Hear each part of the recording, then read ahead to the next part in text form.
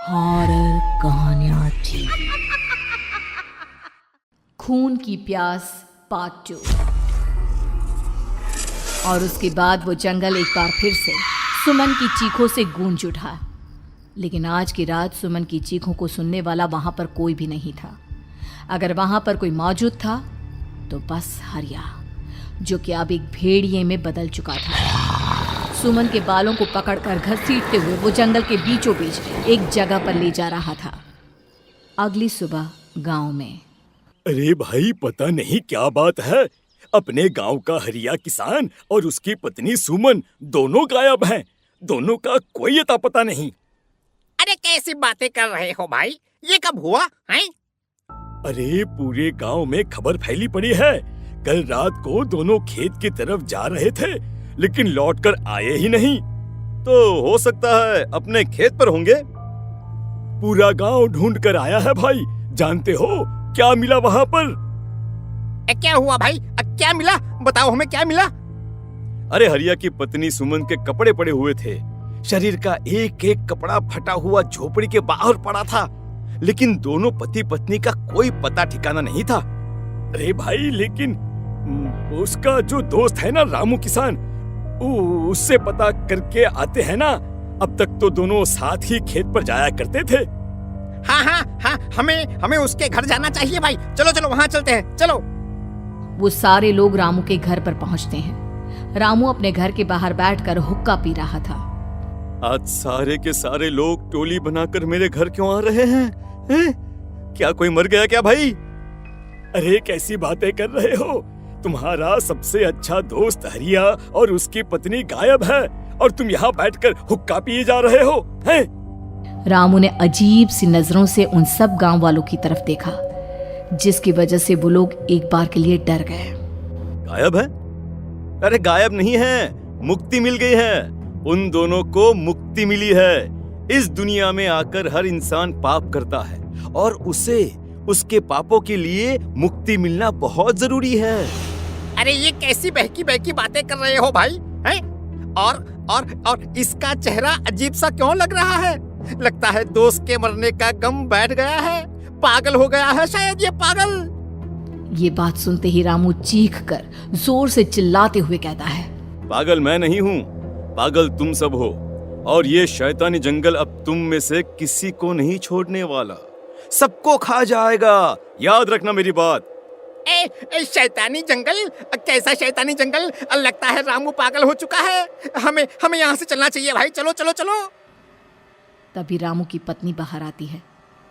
नहीं, आप लोग इनकी बात का बुरा मत मानिए। 2 दिन पहले हरिया के साथ खेत पर गए थे। जब से वहाँ से आए हैं तब से ऐसी ही बातें कर रहे हैं। भगवान जाने ऐसा क्या देख लिया उन्होंने, खेत में कुछ भी बड़बड़ाते रहते हैं।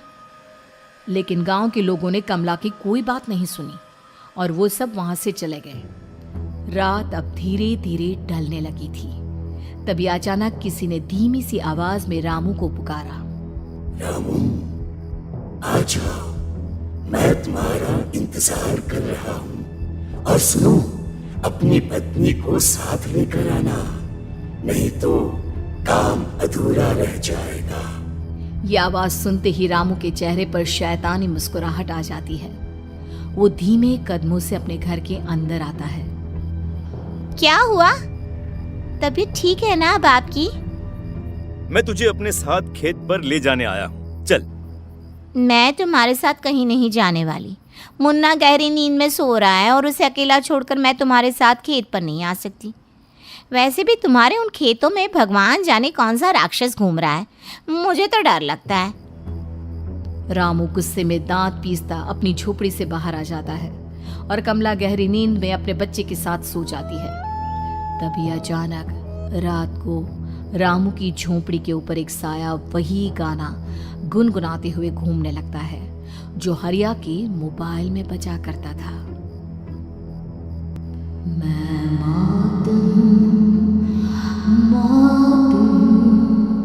मौत जो पसरी है चारों ओर, जो आएगी कहीं से भी निगल जाएगी सबको। मैं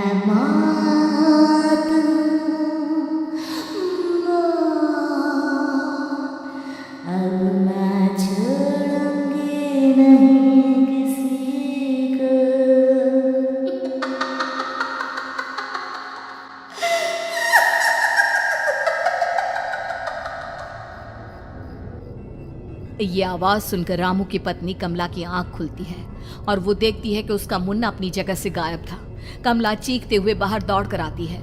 वहां पर उसने देखा कि रामू ने अपने बच्चे को झोपड़ी के बाहर एक पेड़ से उल्टा लटकाया हुआ था और उसका बच्चा चीख चीख कर रो रहा था।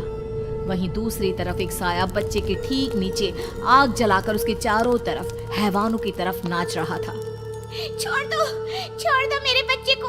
अरे क्या कर रहे हो तुम? शर्म नहीं आती तुम्हें अपने ही बच्चे को इस तरह मौत के हवाले करते हुए?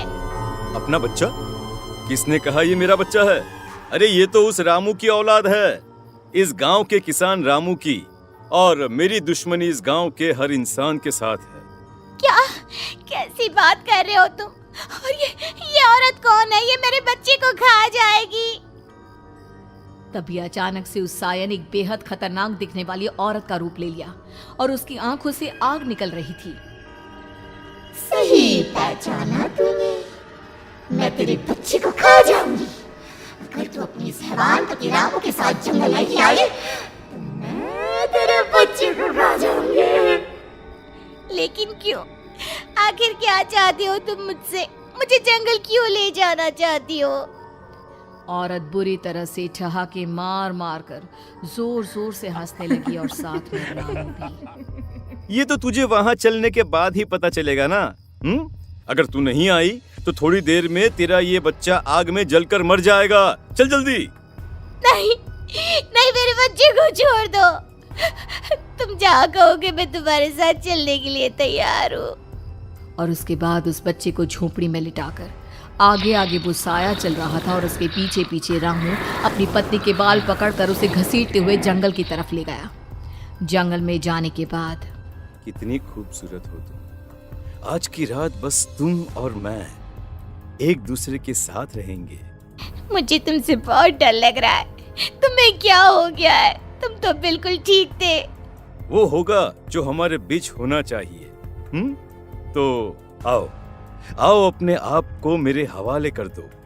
कमला ने डर की वजह से अपनी दोनों आंखें कसकर बंद कर ली थी। रामू ने बुरी तरह से चीख कर कमला से कहा, आंखें खोलो अपनी और मेरी तरफ देखो। कमला ने जैसे ही अपनी आंखें खोली उसने देखा कि रामू एक खतरनाक खूनी हैवान में बदल चुका था। कौन हो तुम? जाने दो मुझे। क्या चाहते हो मुझसे? वही जो एक आदमी एक औरत से चाहता है। मैं तुम्हारा पति रामू नहीं बल्कि इस जंगल का एक भेड़िया हूँ और आज की रात तुम्हारे खून से अपनी प्यास बुझा जाऊं। और उसके बाद वो जंगल कमला की दर्दनाक चीखों से गूंज उठा। अगली सुबह कमला के कपड़े भी जंगल में उसी तरह पाए गए जैसे कि सुमन के पाए गए थे। इस घटना के बाद पूरे गांव में दहशत का माहौल था। अपने माँ बाप की मौत और गांव में हो रहे इस तरह की घटनाओं की खबर सुनकर किशन शहर से गांव लौट आया था। अपने माँ बाप की बेदर्द मौत की वजह से वो बहुत परेशान था। तभी अचानक उसे अपने घर में खाट के नीचे पड़ा हुआ वो मोबाइल फोन मिला जो उसने अपने पापा हरिया को गिफ्ट किया था। अरे कितने प्यार से पापा के लिए मोबाइल फोन लेकर आया था। इसे एक दिन भी काम में नहीं ले पाए। और आखिर कौन है जो गांव में इस तरह की हत्याएं कर रहा है? क्या है इन सब के पीछे? क्या है? मुझे पता करना ही होगा, वरना एक दिन पूरा का पूरा गांव खाली हो जाएगा। इस गांव में एक भी जिंदा इंसान नहीं बचेगा। गांव के लोगों की मदद करने के इरादे से किशन अपने गांव से दूर एक दूसरे गांव में बहुत बड़े तांत्रिक के पास मिलने के लिए गया। तांत्रिक बाबा, अब आप ही कुछ उपाय बता सकते हैं। भगवान जाने हमारे गांव को किसकी नजर लग गई है। नजर नहीं लगी है, किसी ने तुम्हारे गांव को बद्दुआ दी है। किसी सताई हुई आत्मा का प्रकोप है और अब वो पूरे गांव में किसी को नहीं छोड़ेगी जब तक उसकी आत्मा को शांति नहीं मिल जाती। अरे लेकिन ऐसा कौन है बाबा? किसकी आत्मा है और कैसे मिलेगी उसे शांति? मौत है मौत, कहीं से भी आएगी और सबको निगल जाएगी। इससे बचने का सिर्फ एक ही उपाय है, लेकिन उस उपाय को करना आसान नहीं होगा। जो भी उस उपाय को करने की कोशिश करेगा उसकी जान जा सकती है। भले ही मेरी जान चली जाए, लेकिन मैं अपने गांव के लोगों की जान बचाने की पूरी कोशिश करूंगा बाबा। तो ठीक है, फिर अगली अमावस की रात जैसा मैं कहता हूँ वैसा ही करना। अमावस की रात तांत्रिक के बताए अनुसार किशन अपने साथ केरोसिन लेकर जंगल की तरफ चल पड़ा। उसके हाथ में देवी के मंदिर का सिंदूर भी था। किशन जंगल के बीचों बीच पहुंचा। ये देखकर उसकी आंखें फटी की फटी रह गई।